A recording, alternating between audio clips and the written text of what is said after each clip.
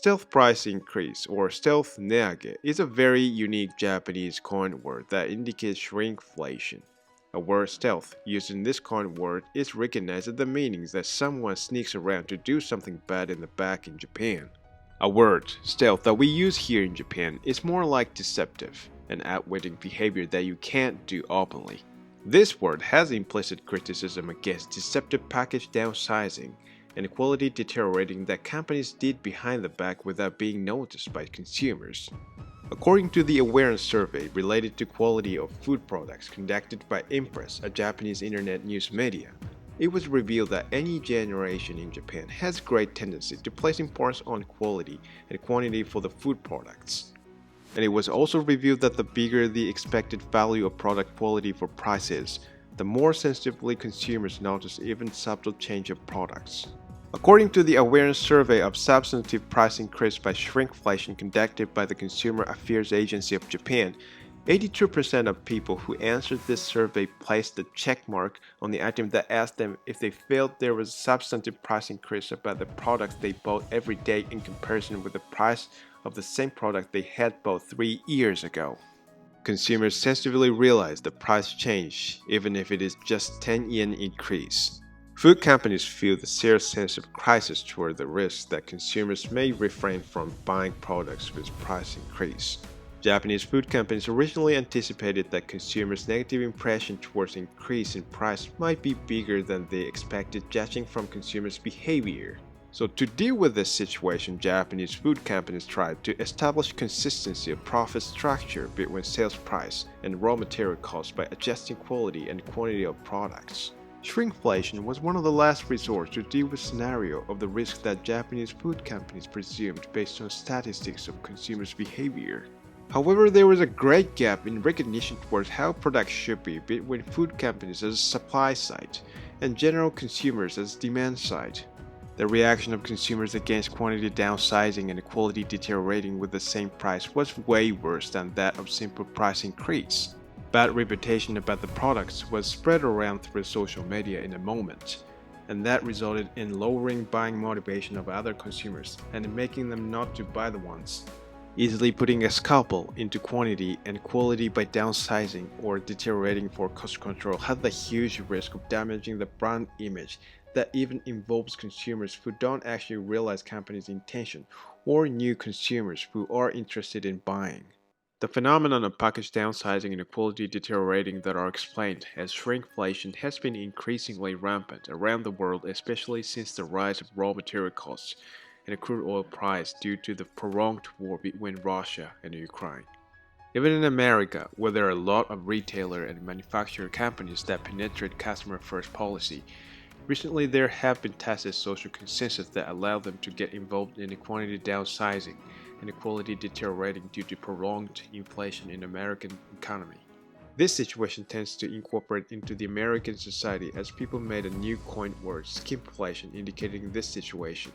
In America, there are a lot of opportunities to improve the stance of business they take to consumers against the background of the American business practice that consumers can easily demand refunds and returns to companies if there is something bad in products they buy.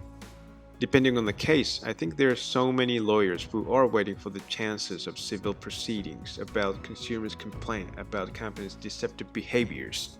In that sense, consumers are on an equal footing with companies, or rather, consumers are in stronger position than companies depending on the situation in America. From these perspectives, I can see skimflation in America is capably controlled not to frustrate people as much as they initiate boycott campaign. In contrast, things are different in Japan. There's different background that Japanese companies started getting involved in shrinkflation. I personally think that Japanese companies are in a stronger position than general consumers in the Japanese society.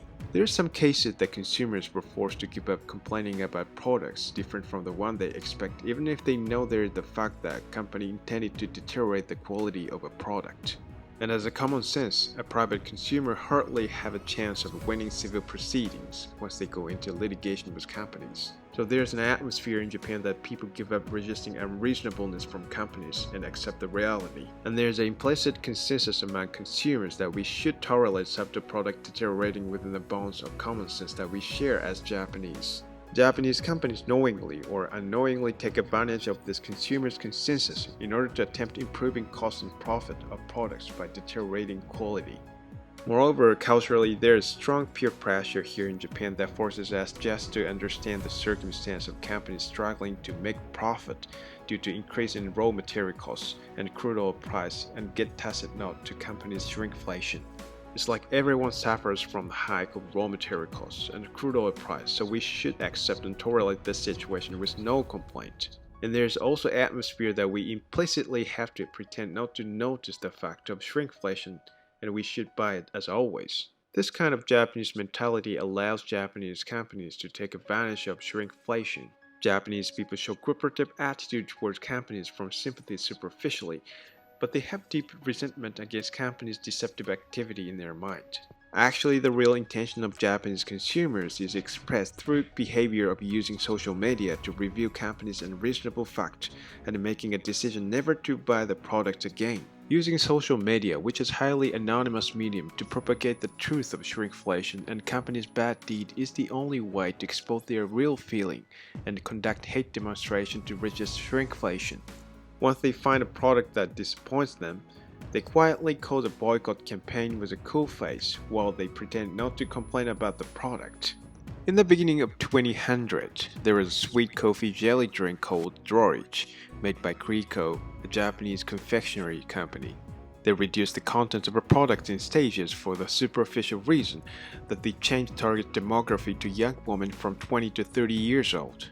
One day there is a turning point in 2009 where consumers will realize their intentional shrinkflation started to refrain from buying this product, since performance of this product went sharply down. Grieco somehow made several attempts to return it back to the original one for product revival, but it was impossible to restore trust that they lost from customers. After all, this product was driven into stop production in 2019. The fact that companies have never established culture that they could receive feedback with real intention, including harsh criticism through various complaints from customers, made a big gap in perspective towards how products should be between companies and consumers. This gap was surely made by lack of interactive communication between companies and consumers from the standpoint of consumers.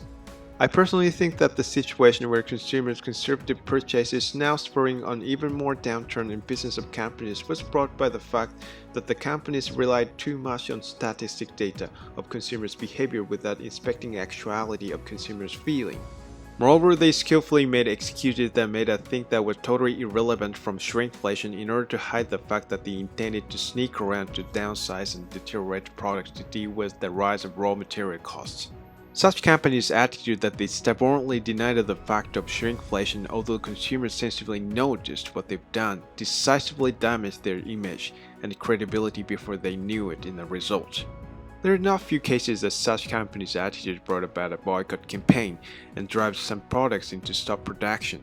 Recently, Japanese mass media have proactively reported companies' shrinkflation and consumers' reaction in response to this kind of sales strategy with no hesitation.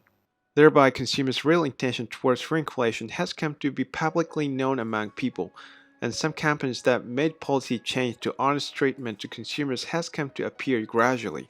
Currently, so many companies publish a press release to notice price increase of products and product downsizing beforehand to avoid the risk of damage to credit in order to regain trust from customers.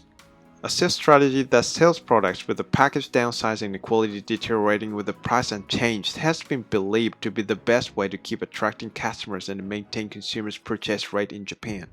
Actually, this sales strategy had been already used by Japanese companies as one of the price increase solutions since long time ago, even before price increase of raw material costs and crude oil started this time due to the war between Ukraine and Russia. They have ever outsmarted customers by downsizing products little by little not to be noticed by consumers in order to realize substantive price increase. However, consumers keenly notice the change of product that they buy every day even if the degree of change is as small as nobody realizes at the first glance. Since social media spread around the world, such companies' intention got caught and clearly revealed with a picture of downsized and deteriorated products. Japanese companies started seriously recognizing the risk of damage to credit after some products had been driven into stop production because of reduction in consumers' purchase rate. However, even under this circumstance, there are still some campuses left, not only retailers but also restaurants that get involved in shrinkflation appear one after another.